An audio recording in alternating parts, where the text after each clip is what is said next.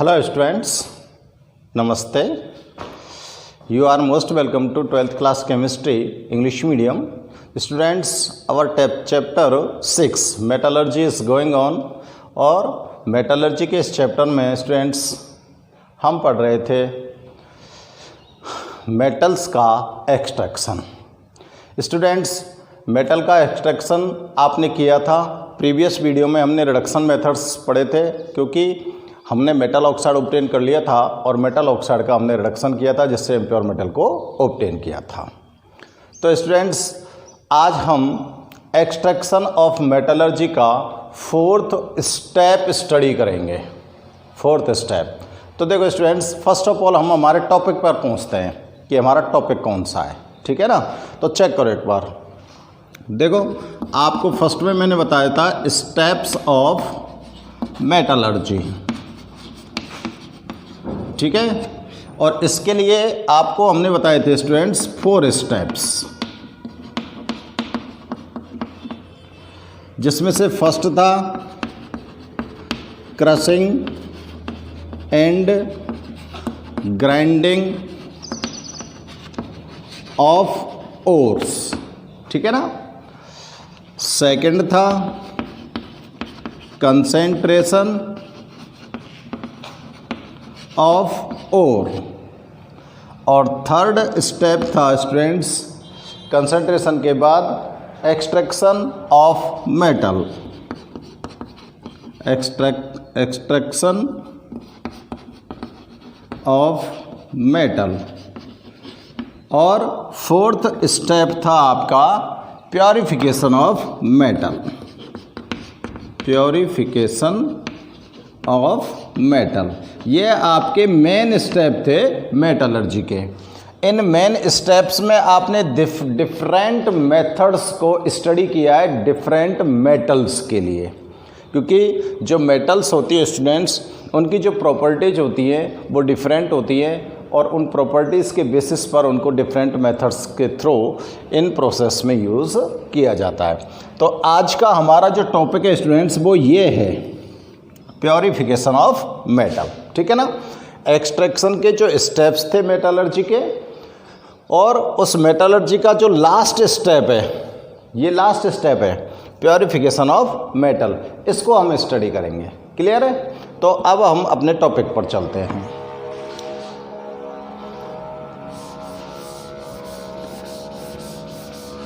Fourth step का ये topic है स्टूडेंट्स और इस टॉपिक पर हम पहुंचकर स्टार्ट करते हैं अब हम purification of metals.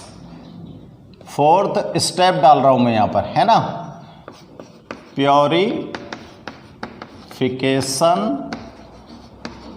Of metals. देखो, मेटल्स को प्योरीफाई करने के लिए आप यहां तक इम्प्योर मेटल ऑब्टेन कर चुके हो ना भाई। रिडक्शन के थ्रू आपने इम्प्योर मेटल को ऑब्टेन किया था थर्ड स्टेप में, ठीक है ना। मेटल ऑक्साइड का रिडक्शन ही तो किया था आपने और रिडक्शन के लिए डिफरेंट मेथड्स को यूज़ किया था और वहाँ पर आपको इम्प्योर मेटल ऑब्टेन हुई थी। अब इस इम्प्योर मेटल से आपको प्योर मेटल ऑब्टेन करनी है, ठीक है ना।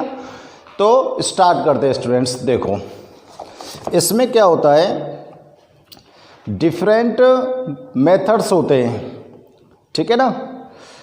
दे आर जो मेटल्स होती है स्टूडेंट्स, उन मेटल्स को प्योरीफाई करने के लिए कुछ टेक्निक यूज़ किया जाता है। और उन टेक्निक का यूज़ क्यों किया जाता है, क्योंकि मेटल्स की प्रॉपर्टी डिफरेंस होती हैं, ठीक है ना। तो एक लाइन ऊपर लिख देता हूँ मैं, several techniques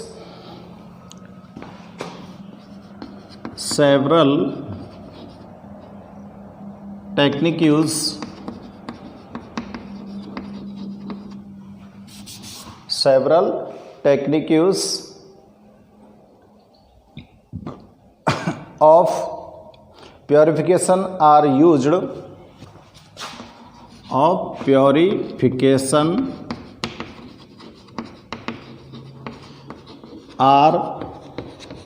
used depending upon the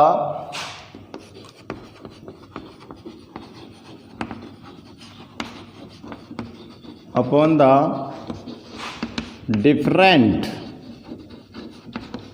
properties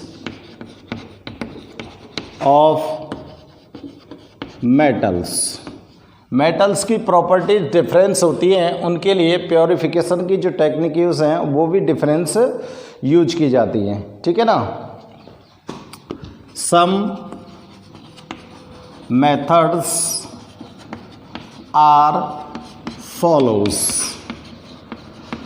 कुछ मेथड निम्नलिखित हैं, जिसमें फर्स्ट मेथड मैं आपको एक्सप्लेन कर रहा हूँ स्टूडेंट्स, डिस्टिलेशन।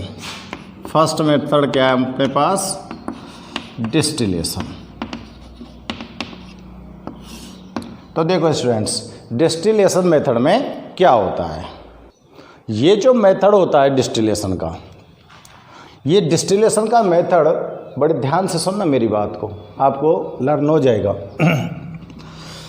उन मेटल्स के लिए यूज किया जाता है, उन मेटल्स के लिए यूज किया जाता है जिनका बॉइलिंग पॉइंट लो होता है। समझ आ रही है मेरी बात। डिस्टिलेशन का मेथड उन मेटल्स के लिए, मेटल्स के रिफाइनिंग के लिए यूज किया जाता है जिनका बॉइलिंग पॉइंट लो होता है। तो स्टूडेंट्स इसमें क्या करते हैं, लो बॉइलिंग पॉइंट वाली इम्प्योर मेटल को लेते हैं और लो बॉइलिंग पॉइंट वाले इम्प्योर मेटल को लेकर उसको हीट करते हैं, ठीक है। हीट करते हैं तो देखो क्या करते हैं हम, जैसे ये कंटेनर है, इस कंटेनर के अंदर आपने इम्प्योर मेटल को यहाँ पर फिल कर दिया, क्लियर। अब आपने इसको हीट किया, हीट किया तो मेटल का तो बॉइलिंग पॉइंट लो है ना, तो लो बॉइलिंग पॉइंट के कारण क्या होगा, जो मेटल होगी स्टूडेंट्स उसका इवापोरेशन हो जाएगा। क्या हो जाएगा, इवापोरेशन, यानी कि वो पेपर में कन्वर्ट हो जाएगी। और जो इम्प्योरिटीज़ होती है उनका बॉइलिंग पॉइंट हायर होता है, तो इम्प्योरिटीज़ कहाँ रह जाएंगी, इस कंटेनर में रह जाएंगी, यहाँ पर रह जाएंगी इम्प्योरिटीज़ कंटेनर के अंदर। अब ये जो इवापोरेट हुई जो मेटल है, इसकी वेपर को क्या कर दिया जाएगा, कंडेंस कर दिया जाएगा। कंडेंसेशन कर लो, और कंडेंसेशन करने के बाद इसको कूल करेंगे ना, अब तभी तो कंडेंसेशन होगा। आपको यहाँ पर प्योर मेटल ऑब्टेन हो जाएगी। समझ में आ रही है मेरी बात। बहुत ही सिंपल सी बात है और बहुत सिंपल सा मेथड है। कैसी मेटल्स को यूज करना है, जिनका बॉइलिंग पॉइंट कैसा है, बहुत कम है, यानी कि लोअर बॉइलिंग पॉइंट है। उन मेटल्स को क्या करेंगे हम, हीट करते हैं। हीट करते हैं तो जो मेटल होती है आपकी उसका तो एवापोरेशन हो जाता है और इम्प्योरिटीज़ रह जाती है कंटेनर के अंदर, और फिर एवापोरेट जो मेटल होती है उसको क्या कर लेते हैं, कंडेंस कर लेते हैं। कंडेंस करने के बाद उससे हमको प्योर मेटल ऑब्टेन हो जाती है। अब बात आती है कि इस मेथड के थ्रू कौन कौन सी मेटल्स का हम प्योरिफिकेशन कर सकते हैं। तो देखो स्टूडेंट्स, जिंक और मरकरी जैसी मेटल्स हैं, इन मेटल्स का प्योरिफिकेशन हम इस मेथड के द्वारा करते हैं, क्योंकि जिंक का और मरकरी का जो बॉइलिंग पॉइंट होता है वो कैसा होता है, लोअर होता है। समझ आ गई बात। तो डिस्टिलेशन मेथड के थ्रू हम जिंक और मरकरी जैसी मेटल्स को प्योरीफाई करते हैं, because these metals have lower boiling point. When these are heated then they convert into vapour and impurities remains in the container. Vapor condense again and obtain pure metal. ठीक है ना। तो इस method को note करें, चलो note करते हैं। लिखो, distillation method is very useful for refining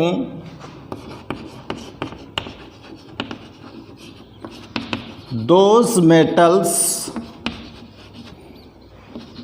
which have low boiling point. यहीं पे एग्जांपल लिख देता हूं मैं, लाइक जिंक, मरकरी एटसेट्रा। ठीक है ना, यहाँ पर मैंने एग्जांपल्स लिख दिए हैं।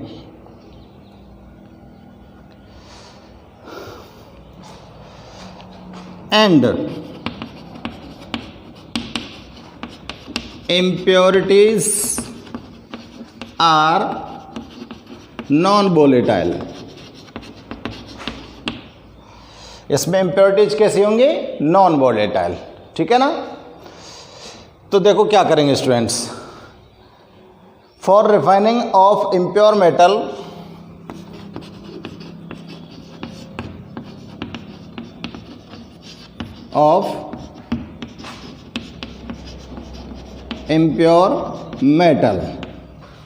इम्प्योर मेटल के लिए, रिफाइनिंग के लिए, फर्स्टली इवापोरेशन इज डन। पहले क्या किया जाएगा? इवापोरेशन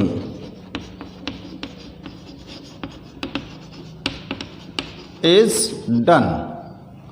पहले तो क्या करेंगे आप? इवापोरेशन करेंगे। ठीक है ना, एंड आफ्टरवर्ड ऑन कूलिंग,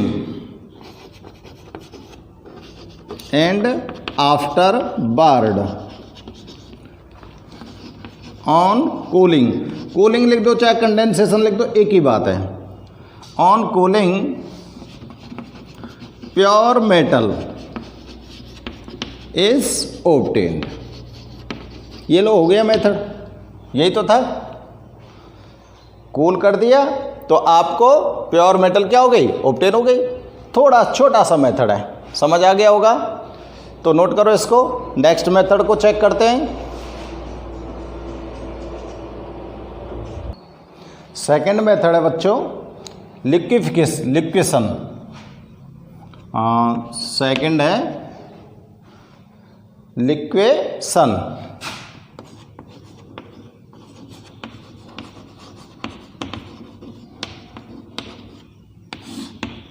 देखो इस लिक्वेशन मेथड में क्या होता है। इस मेथड को उन मेटल्स के लिए यूज किया जाता है which have low melting point. Which have low melting point. यहां पर मैं मेल्टिंग पॉइंट यूज कर रहा हूं, ध्यान रखना। ठीक है ना, डिस्टिलेशन मेथड किसके लिए यूज किया था? लो बॉइलिंग पॉइंट के लिए। ठीक है, और लिक्वेशन मेथड यूज कर रहे हैं लो मेल्टिंग पॉइंट के लिए। जिन मेटल्स का मेल्टिंग पॉइंट लोअर होता है उनके लिए हम किसका यूज करते हैं? लिक्वेशन मेथड का। इसके एग्जाम्पल्स बता देते हैं आपको, जैसे टिन और लेड। SnPV, टिन और लेड ऐसी मेटल्स हैं जिनके मेल्टिंग पॉइंट बहुत कम होते हैं। ठीक है ना, तो इन मेटल्स में क्या करते हैं स्टूडेंट्स? देखो आपको जाना है कहां पर? रिवर्बरेटरी फर्नेस में। कहां पे जाना है? रिवर्बरेटरी फर्नेस में के अंदर। इसमें रिवर्बरेटरी फर्नेस में क्या होता है आपको बताया था। इस तरह की फर्नेस बनती है कुछ, ठीक है ना, और यहां से आप फ्यूल इसको पास करते हो और इस तरह से ये कर्व शेप में होती है फ्यूल। ये जो फर्नेस होती है ऐसी होती है ना। अब क्या करते हैं स्टूडेंट्स, इसका जो कर्व वाला पार्ट है, यानी कि कर्व वाला पार्ट है, तो देखो किस तरह से रखूं मैं। रिवर्बरेटरी फर्नेस का यूज़ करेंगे और इसमें जो मेटल है उस, जैसे ये कर्व पार्ट है इसका, ठीक है ना, यहाँ पे आपने इम्प्योर मेटल को रख लिया। अब इम्प्योर मेटल को स्टूडेंट्स यहाँ पर आपको क्या करना है? हीट करना है और हीट कब करना है? Inert environment of CO gas, यानी कि कार्बन मोनोऑक्साइड के इनर्ट एनवायरमेंट में इस इम्प्योर मेटल को आपको हीट करना है। तो क्या करेंगे? तो क्या होगा, ये जो स्लोप पर रखी हुई है, इम्प्योर मेटल कहाँ रखी है आपने? स्लोप पर। तो जैसे inert environment of CO gas पर इसको जब हीट करोगे आप, तो लोअर मेल्टिंग पॉइंट के कारण जो आपकी मेटल है वो मेटल मेल्ट हो जाएगी और मेल्ट होकर यहाँ से फ्लो करेगी और फ्लो कर कर यहाँ नीचे आ जाएगी, और जो सॉलिड इम्प्योरिटीज है स्टूडेंट्स वो रिमेन्स बैक, वो पीछे रह जाएंगी। ठीक है ना, सॉलिड इम्प्योरिटीज कहाँ रह जाएंगी? रिमेन्स बैक, पीछे रह जाएंगी। और जो आपकी प्योर मेटल है वो मेल्ट होकर कहाँ जाएगी? फ्लो होकर नीचे आ जाएगी, जिससे आप अलग कंटेनर में कलेक्ट कर लोगे। और यहाँ पर ये जो आपको ऑब्टेन होगी ये प्योर मेटल होगी। समझ आ रही है मेरी बात? लिक्वेशन मेथड किस तरह से यूज़ किया जाता है? इसमें किसका यूज़ करोगे? रिवर्बरेटरी फर्नेस का। रिवर्बरेटरी फर्नेस जो होती है उसके अंदर एक स्लोप होती है, उसकी जो रूफ होती है वो स्लोप यूज़ की जाती है ना। तो उसमें क्या करते हैं, इम्प्योर मेटल को स्लोप पे रख दिया और स्लोप पे रखने के बाद उसको inert environment of CO gas के इनर्ट एनवायरनमेंट में उसको हीट किया, और हीट करने पर लोअर मेल्टिंग पॉइंट होने के कारण जो हमारी मेटल है वो तो मेल्ट हो जाएगी, और मेल्ट जब हो जाएगी तो यहाँ से वो फ्लो करके नीचे आने लगेगी, और जो सॉलिड इम्प्योरिटीज हैं वो रिमेन्स बैक, वो पीछे रह जाएंगी। तो आपको प्योर मेटल यहाँ पर ऑब्टेन हो जाती है। ठीक है ना। तो लिक्वेशन जो मेथड है उसे आप किन मेटल्स के लिए यूज करते हो? जिनके मेल्टिंग पॉइंट बहुत कम होते हैं। और ऐसी मेटल्स कौन कौन सी हैं? टिन और lead.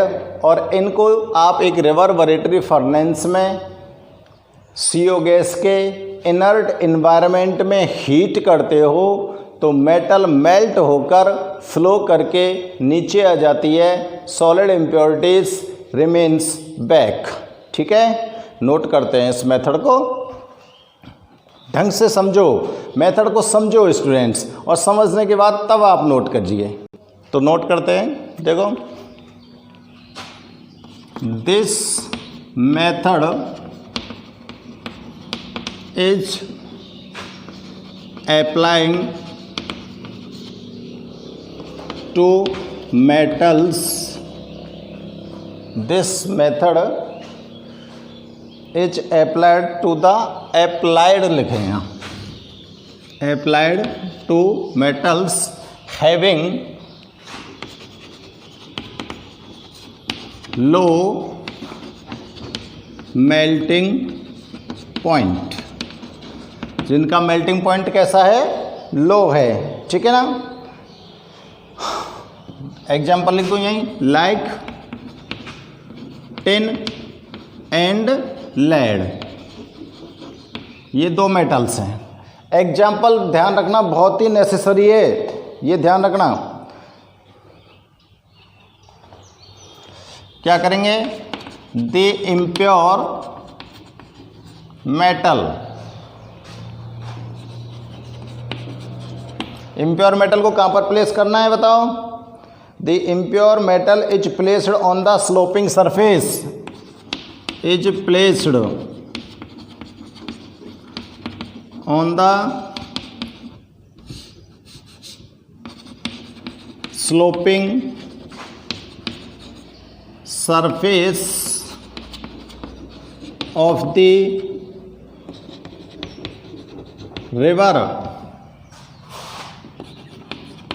Reverberatory furnace, reverberatory furnace के स्लोप पर मेटल को रख दो, इम्प्योर को। ठीक है ना। And is heated in the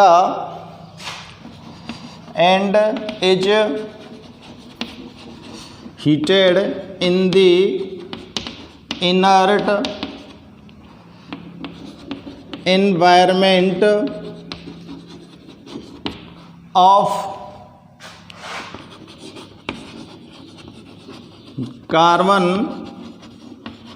monoxide, inert environment of carbon monoxide, carbon monoxide के इनर्ट एनवायरनमेंट में इसको क्या कर देना है, आपको हीट करना है। तो क्या होगा, the metals with low melting point, the metal with low melting point, metal जिसका मेल्टिंग पॉइंट कैसा है, लो है, क्या हो जाएगी, मेल्ट हो जाएगी, melts and flow down, melts and flow down, melt होकर कहाँ, नीचे की तरफ फ्लो करने लगेगी, which is collected into A flows down, which is collected into A receiver, यानी कि कोई भी आपका पॉट हो सकता है, यूटेंसिल्स हो सकता है, ठीक है ना। इम्प्योरिटीज,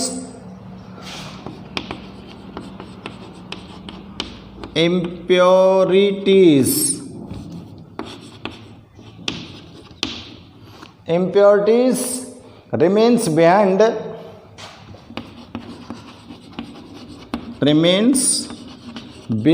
the plane, impurities कहाँ रह गई, प्लेन पर। समझ आ गई बात। रिवर्बरेटरी फर्नेस को आपने इस तरह से लिया है, समझ आ रही बात। स्लोप थोड़ा सा कम हो सकता है, और यहाँ पर आपने क्या कर दिया, इम्प्योर मेटल को प्लेस्ड कर दिया, ठीक है ना। अब इसको क्या किया है आपने, हीट किया है। कंडीशन क्या है, inert environment of CO gas, ठीक है ना। जैसे हीट किया है तो मेटल जो है उसका मेल्टिंग पॉइंट लो होने के कारण वो क्या करती है, फ्लोज करती है, फ्लोज डाउन। और फ्लोज डाउन यानी कि यहाँ पर उसको एक रिसीवर के अंदर, रिसीवर का मतलब होता है कोई भी पात्र, कोई भी पॉट, रिसीवर के अंदर इसको कलेक्ट कर लिया जाएगा। और जो इम्प्योरिटीज होती हैं वो जो ये प्लेन है यहाँ से यहाँ तक, इस प्लेन पर पीछे रह जाती हैं, यहाँ पर ये इम्प्योरिटीज रह जाती हैं, ठीक भाई।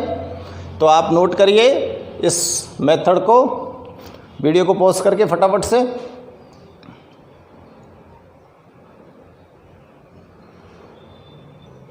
थर्ड मेथड यूज करते हैं, देखो पोलिंग।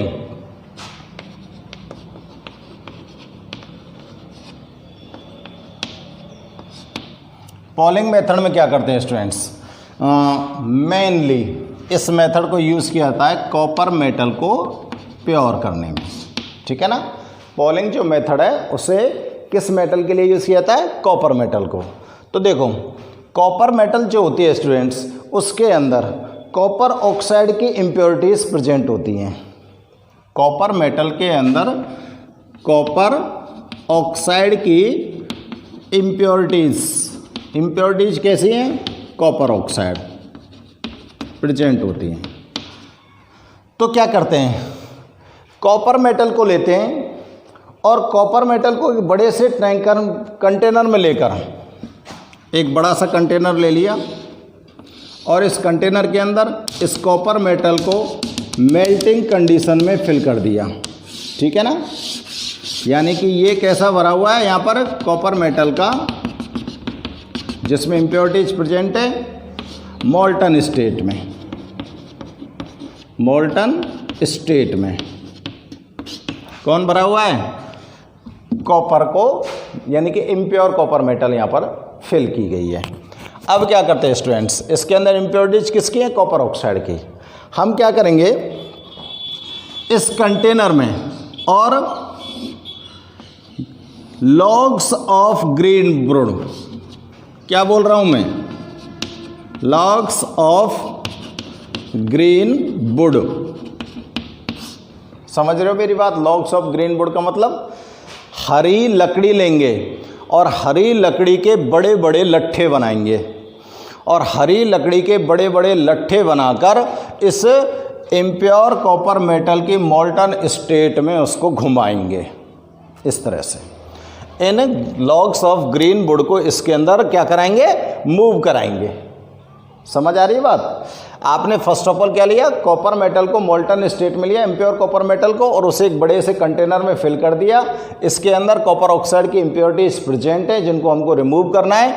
और अब इस मोल्टन स्टेट के कॉपर जो मेटल है इसमें हम लॉग्स ऑफ ग्रीन वुड्स को डाल देंगे, यानी कि हरी लकड़ी के लट्ठे इसमें डाल दिए और इन लट्ठों की हेल्प से इसको हम क्या कर रहे हैं? मूव कर रहे हैं। जैसे चम्मच से आप अपनी सब्जी को मूव कराते हो ना, ठीक उसी तरह से इसको मूव कराते हैं, चलाते हैं। इसको चलाते हैं तो स्टूडेंट्स ये जो ऑक्साइड की जो इम्प्योरिटीज़ होती हैं ये इसके अंदर से SO2 और AS2O3 यानी कि सल्फर डाइऑक्साइड और आर्सेनिक ऑक्साइड की फॉर्म में रिमूव हो जाती है। समझ में आ रही बात? जो ऑक्साइड की इम्प्योरिटीज़ हैं वो सल्फर डाइऑक्साइड गैस और आर्सेनिक ऑक्साइड गैस की फॉर्म में इसके अंदर से रिमूव हो जाती हैं। और आपको यहाँ पर ये जो मोल्टन स्टेट में कॉपर यहाँ पर ऑब्टेन होगा वो कैसा होगा? Pure copper metal. मेथड समझ आ गया? क्या करना है? First of all impure copper metal को जिसके अंदर कॉपर ऑक्साइड की इम्प्योरिटीज प्रेजेंट हैं उसे मोल्टन स्टेट में लाएंगे। मोल्टन स्टेट में लाने के बाद उसे एक बड़े से कंटेनर के अंदर फिल कर देंगे। फिर लॉग्स ऑफ ग्रीन वुड यानी कि हरी लकड़ी के लट्ठे लेकर उसके अंदर डाल देंगे। फिर उन लट्ठों से उसको चलाएंगे, मूव कराएंगे। तो स्टूडेंट्स इसके अंदर जितने भी ऑक्साइड्स की जो इम्प्योरिटीज़ हैं वो सल्फर डाइऑक्साइड गैस और आर्सेनिक ऑक्साइड की फॉर्म में इसके अंदर से रिमूव हो जाएंगी तो आपको प्योर कॉपर मेटल ऑब्टेन हो जाएगी। इस मेथड को बोलते हैं पॉलिंग मेथड। ठीक है, नोट करें। तो नोट करते हैं, this method is used to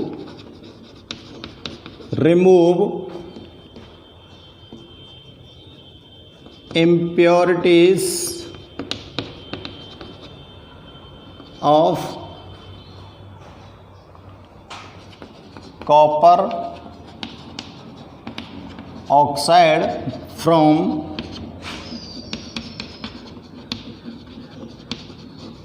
copper metal के अंदर कॉपर ऑक्साइड की जो इम्प्योरिटीज़ प्रेजेंट होती हैं उनको रिमूव करने के लिए इस मेथड का यूज किया जाता है। ठीक है ना? Copper oxide remove of copper oxide impurities from copper metal. ठीक है ना? देखो क्या करेंगे फिर। The impure molten metal is taken in a container. The impure molten metal taken in a container। आपने इम्प्योर मोल्टन मेटल को किस में ले लिया है? कंटेनर में। And the molten metal and the molten metal is stirred माने move कराना या चलाना। is stirred with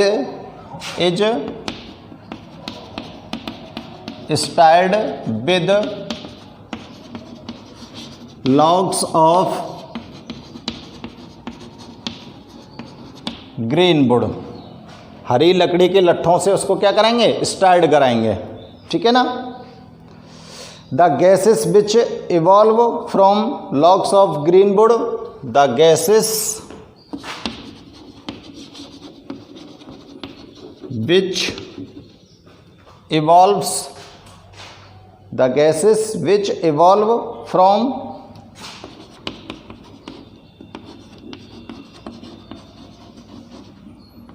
logs of greenwood, during this process.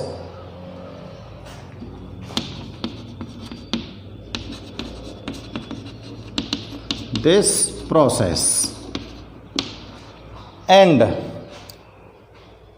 reduce the metal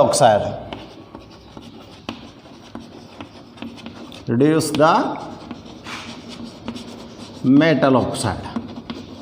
जो मेटल ऑक्साइड की जो इम्प्योरिटीज प्रेजेंट थी ना, उनको लॉग्स ऑफ ग्रीनवुड ने क्या कर दिया, रिड्यूस कर दिया। अब रिड्यूस कर दिया तो इम्प्योरिटीज क्या होंगी, सेपरेट हो जाएंगी। इम्प्योरिटीज आर सेपरेट,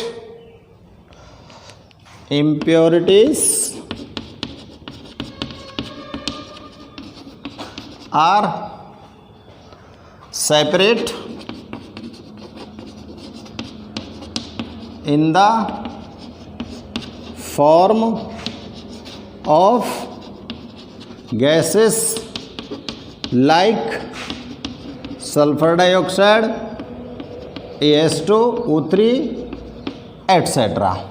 ठीक है। तो सारी इम्प्योरिटीज गैसेस की फॉर्म में यहां से क्या हो गई, रिमूव हो गई। क्लियर है। पोलिंग मेथड ध्यान में आ गया। पोलिंग मेथड के थ्रू आपने किस प्रकार से कॉपर मेटल को प्योर किया था, और अब आपको यहाँ पर क्या ऑब्टेन हो जानी है, प्योर कॉपर मेटल ऑब्टेन हो जानी है। तो स्टूडेंट्स ये पोलिंग मेथड है।